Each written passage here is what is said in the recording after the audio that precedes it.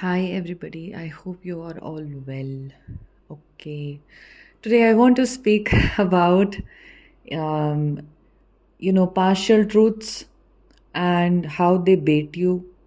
So, because you're on the spiritual awakening path, it is very, very important that you know in your heart what some information feels like to you. Your heart is your guide on the journey. And sometimes what I have noticed is that, and from my own old experiences of the past, that truth can, people can share truth which is partially correct. And that is a very big bait for spiritual seekers, for twin flames. What I mean to say by that is, you would have all heard that saying which says that half truth is worse than a lie. So it's much easier to recognize when somebody is lying. We know, oh no, this is false. Obviously, this is a blatant lie. We can fact check it, and then we know not to believe it, and we don't even want to resonate with it anymore. But what is very interesting is that certain energies, and I think that energies on many levels, not just the physical level, they bait spiritual seekers, they bait even innocent people with partial truths. So I will give you 50% information that sounds very good. I can do this in the name of God. I can say, God is guiding me to this. I have a direct channel with God, and I'm receiving this information specifically for you. Or whatever I do is always and always in the name of God. And I can take the names of deities. I can say, deities that are very, popular, or deities that many people follow.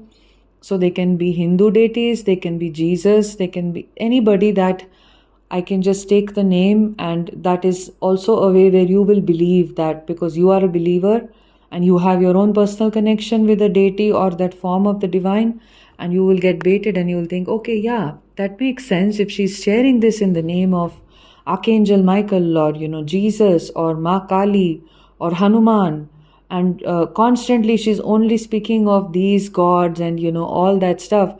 So whatever she must be sharing must be correct. So I can say, you know what, Ma Kali guided me to share this with you. And then you book a one on one call with me, and I tell you something about your journey where it derails you completely. You've already been walking on a spiritual path, but maybe you're vulnerable, something has happened, maybe you're feeling very disillusioned with the journey, you're feeling hopeless. So it's only when you're in that low vibrational energy of doubt or fear that many twin flames will obviously keep going back to doubt and fear and re-emerging and back and so on and so forth, that you will consult such a energy like that. And then further on, the information that I will sell to you as something very specific to you can further derail you from your path. It can further make you feel very self-conscious, and it can make you feel like you can start believing it because you're vulnerable, and you're thinking that this person knows more because they're taking the names of all these gods that I follow. So you have to still trust, how does this information feel to me in my heart? Now the other thing is, sometimes spiritual truth, see, spiritual truth is only one, but there are different ways of speaking the truth. Okay, so all religions, the core of all religions, they're all the same truth of oneness, of how there is no separateness, of non-duality, of how you're not the body, you're not the mind, you're actually a consciousness within that is not affected by things that happen, how you are immortal, you were never born, you were never created. So these kinds of things actually are true, right? Because they are repeated and they are experiences of many people, and in your own ascension you are learning how you are a non-dualistic being, and only what you're seeing as manifest in the journey is this duality, like of two separate incarnations of you and your counterpart. But in essence, you are ascending to realize the oneness within.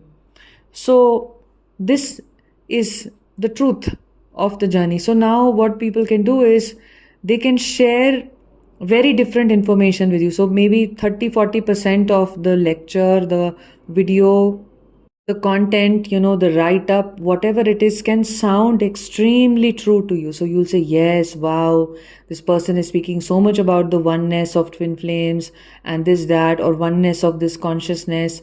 And then you are baited, and then you consume more content, and then you start realizing, or not realizing rather, if you're not in touch with your inner intuition, that they share some incorrect information with you. So now they'll suddenly start telling you some weird explanation of, let us say, the concept of, heaven on earth, right? Or the concept of the body, right? They can start sharing information with you which is not spiritual at all, but is being shown as a very spiritual information. So remember that any divine consciousness will always take you back into realizing that you're not the mind and the body, and the changes that you are incurring in your inner energy are the changes that are manifesting outwardly in your body, right? But body by itself, if you only have the consciousness of the body and the mind, you are only operating in duality, right? So you always see these two as the vehicles of your ascension, and not by itself something which is of any physical significance, which is of a very consequential outcome. Because at the end of the day, we all leave our bodies, we do die, and we do, the soul tends to change its bodies from lifetime after lifetime. And that is why the stories that we accord to one lifetime, they hold no significance.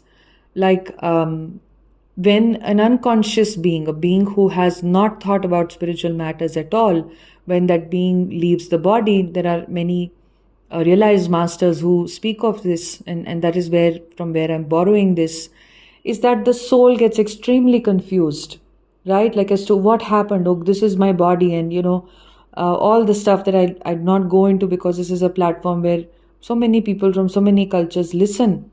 But in the Hindu culture, it is understood that the soul tries to go back into the body and stuff, but the body is damaged, and that is because it has that identification of the body. It cannot come to terms with not being the body, right?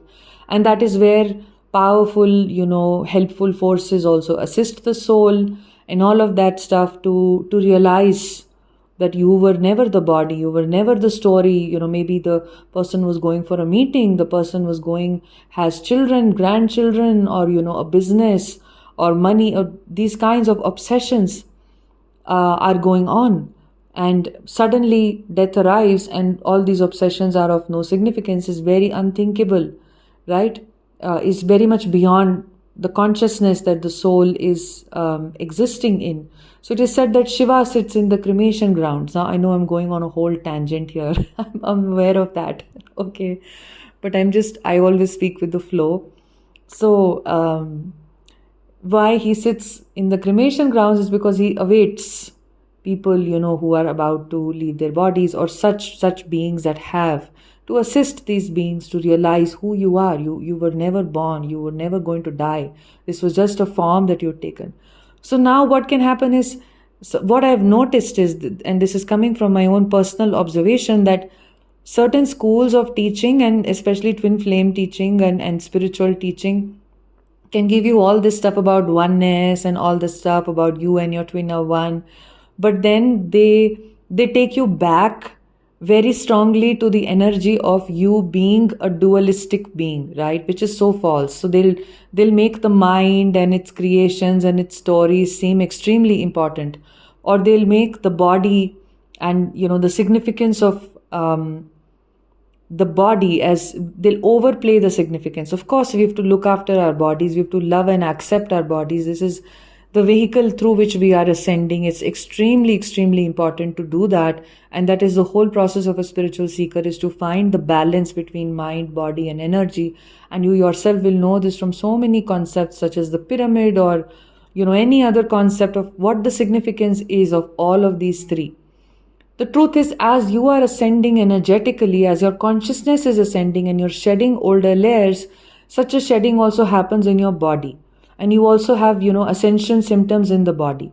But the day will arrive for everybody at one point of time in their lives when the life will be over and the body has to be shed.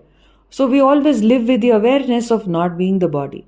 So, very cleverly, certain spiritual wisdom, can seem like it is overplaying the significance of the body or the significance of your thoughts. Like you have to go on a healing bandwagon, constantly keep reforming your thoughts, change your thoughts from negative to positive.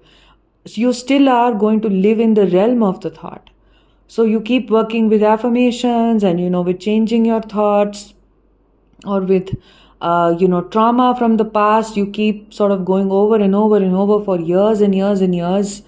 You keep trying to undo it. Like modern day therapy can sometimes, there are people I've met who said 50 years I've been in therapy, or 40 years I've been seeing a psychologist and stuff, and I've still not gone back into releasing that pain from my childhood. Right? It's because it's a very mental kind of a concept that I'm going to deflate what you are feeling through more thought. I'm going to give you more thought to have less thoughts. It's a very self defeating concept. So, this is another trap. We utilize what we know about the body, we utilize what we know about the mind, but we never fall into the trap, because as spiritual seekers, and this is, of course, a channel for spiritual seekers, for twin flames, you obviously are learning, knowing about who you truly are. What is that ever present consciousness within that is unfazed by what happens to even the physical body, what happens even to the mind, whatever are the stories of the mind, even those stories have no significance, right? So they can keep you for years in a consciousness of blame, in a consciousness of being a victim, and all that stuff, right? And there are obviously energies behind it which will support that this human being who is progressing, who has potential to reach a spiritual milestone which can be very significant for this being in this lifetime, should not reach that, right? And this is why you get so trapped in the thought, and you really believe you are this mind body dualistic concept, and you consume content which is speaking of oneness, speaking of twin flames, speaking of all of this, but at the same time is giving you these lies masked as half truths, right? So be very careful. Now, how do you discern? There was something else somebody had asked me, a few months back, is what is the difference between a counterpart and a twin flame? And they'd probably come across some video or something like that, where this information was being given out that your twin flame is separate from your divine counterpart. You can have many, many twin flames. You needn't just have one. So this was obviously maybe coming from somebody who was clearly not a twin flame, because you know the intensity of being a twin flame. You know the intensity of what it is. So this kind of an information where, no, you know what, later on in your life, you can have a different person who appears as your twin flame, and you can forget the original person who was your twin flame. That is absolute nonsense. Why? Because why in your journey, throughout your journey, you have signs about your 3D twin flame. You see their name, their date of birth, their something related to them, some memory related to them. Everything, the universe points you back towards that 3D person, right? So to have information now which tells you, no, it was just spiritual awakening and you're not going to unite. You may have another soulmate person who comes up, or a very high vibrational, person who's going to be your divine counterpart. And this is the information I have from higher sources. And you feel so dejected. You feel so lost. You're thinking, what?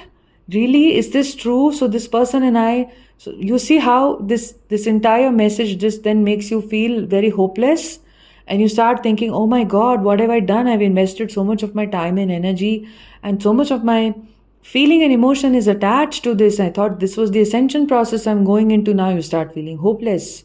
So hopelessness means that obviously hopelessness is not a wonderful energy to be in. Obviously it creates more separation, right? So there is another force which is again reinforcing duality, reinforcing separation, but masking itself as I received this, from the archangels, from the guides, and, this information came to me. You don't even know if 100% in my understanding, that's not a twin flame who is channeling this, but maybe perceiving themselves to be a twin flame, right? or something else, or there could be some other force. So you must remember that. And one another aspect of this is that this is not a journey where anybody is in scarcity about money. This is not a journey where you are money hungry, because abundance is not money hungriness. Abundance is just a vibration where you can value your work, and you definitely will take an energy exchange for your work that is commonsensical, because you cannot afford energy drains on this journey, right? um, but it is not a journey of greed. So you think somebody is operating in a lot of greed, and keeps asking you to pay for this and that, and thousands and thousands of dollars you're paying, or for a single appointment you're paying god knows what amount. It because it's such a desperate energy sometimes that twin flames have.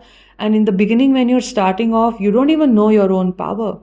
So you believe that someone else will have answers for me, and I can shell out those, thousands of dollars which I've saved up in my bank account for a rainy day, or something else, that maybe you have some higher purpose with that money, right? Maybe you want to buy a house. Maybe you want to travel. There can be so much else for you there. Maybe you want to quit your job and have money, because you're ascending, and you must be careful there. So, spiritual wisdom is always extremely simple. It is largely very affordable. Remember that.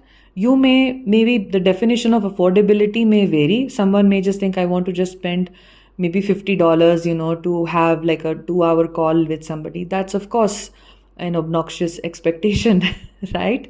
But it is balanced. It is still very affordable, for most. And if sometimes you don't afford, maybe there is no energetic match right now, but in the future you can.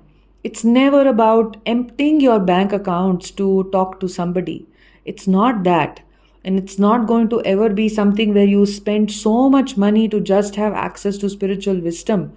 Spiritual wisdom is freely available to everybody today, right? Through books, through ebooks, through articles, through chat GPT, if nothing else, right? Through countless videos here, through countless websites that are speaking of core spiritual wisdom.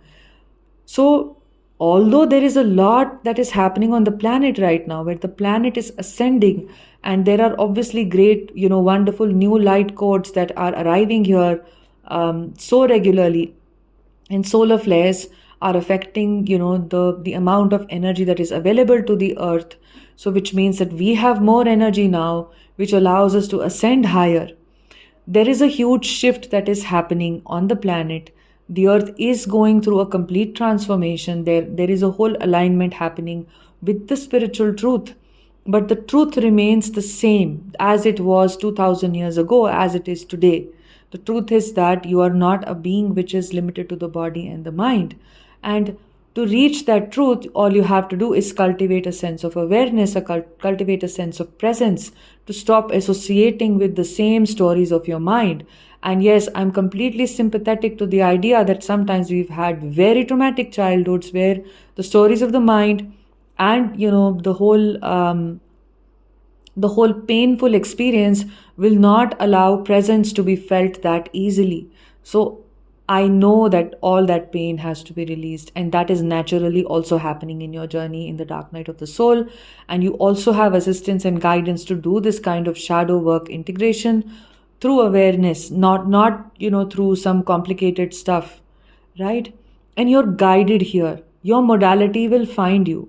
What will work with you today, right now, what could help you today, right now, if you're open and receptive, that information can reach out to you, that video can reach out to you, right? That meditation can reach out to you, that modality can reach out to you, and you can be in your own experimental journey where you're finding your own truth, you're finding your own expression, you're finding your own modality. You're finding what is resonating with me at different points of time, which takes me to the ultimate truth of oneness, to the ultimate truth of who I really am, the truth that is experienced within.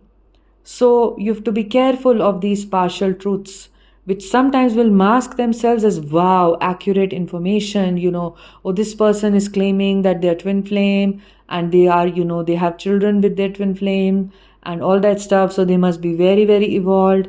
But you don't even know who is calling who a twin flame these days, right? Twin flame journey is extremely painful.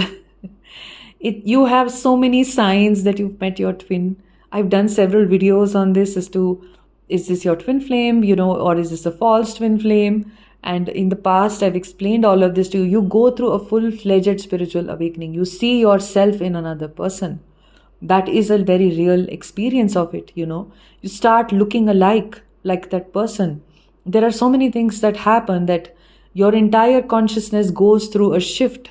You're no longer in scarcity or in a need based energy, because you're transcending that. Your awareness becomes extremely strong, extremely powerful, and that is the place from which you start to operate. And of course, the pain comes up like there's no tomorrow. The suppressed memories come up. You're going through a kundalini awakening. You feel the energy moving in your body, right? You start resonating with spiritual truths like never before again. But there can be lots of people out there that are proclaiming that they're twin flames and giving the twin flame title to other people who are following them, or making them meet their twin flame or attract their twin flame, and that's very dangerous, right? So I just felt like sharing this with you all, that all these things, all these examples, I've tried to cover whatever I've come across, and the experiences that so many of you have shared also. And I'm just trying to tell you, how do you know what is true? For me, is the truth that is unveiled through connecting with your heart. All you can do is just simply breathe and, just connect with the energy in your heart and see what your heart guides you about when it comes to spiritual information. The truth should seem correct to you. It should resonate with you. If it doesn't, including the truth of this channel, including what I have shared, feel free to stop listening. Okay? It's important to do that, to give yourself that. And then explore your own, sort of information, explore your own inner voice, and maybe in some time it resonates again, or it doesn't resonate at all and you move on to something else, which is perfectly fine. But be flexible. Allow yourself the freedom to move through different teachers, different kinds of information, different sources of information, right? And that's the way the universe works in variety, and there are various sources through which you can receive what you need to receive. So the correct information will feel right to you in your heart. It will feel uplifting to you. It will feel like this has given me the correct guidance, right? And the correct teacher will also have, sometimes the humility to say, I don't know. That's very, very important, right? So it's up to you as a twin flame, as somebody going through this spiritual awakening journey. You are the teacher. You are going to become a teacher at some point of time in your journey, in your life, because that is the reason why you're even finding yourself in this journey, because there is already some deep wisdom that you have, which is innate to you, that is going to start showing up more and more as you ascend. So you will already know what feels right. So don't fall prey to partial truths, to proclamations which use the name of God and try to take your power away, because it's just a name. People take the name and then the intent can always be to make you powerless. And why you may be falling prey to that, or anybody may be falling prey to that, is because of our childhoods, where we were so conditioned to not feeling loved and safe. And, so we're very happy to bargain our power for some safety, right? So, or some confirmation, or someone else can give me the confirmation through tarot or through a reading about, my journey, or about this, that, right? Again, the disconnection from your own inner power, your own inner clarity. With time, that inner clarity will develop. Until then, I'm not saying you don't get a reading or you don't consult anybody, you do, but only those where you feel uplifted, where you know in your heart that this feels right. I'm not making this choice because I'm in pain. When we are in pain, when we are in desperation, we make wrong choices because we want a quick fix, right? And quick fixes don't work. So, simple information here. I hope this helps you. And if you wish to connect one-on-one with me, click on the first link in the description, see the types of sessions that I offer, and you can email me to book a one-on-one session with me. We do very deep work in these sessions, and my guidance helps you for a long period of time to come. And you can also subscribe to my Patreon page. You click on the second link and see the types of videos I post at two tiers, tier 1 and tier 2. Lots of spiritual wisdom there, mini workshops, etc., and some timeless readings and guided meditations and all of that. So you can subscribe to Patreon if this resonates with you. You're looking for more wisdom, more information about what I have to share, more spiritual direction in your journey, then you can definitely subscribe to Patreon. Okay, I'm sending you love. Have a beautiful day.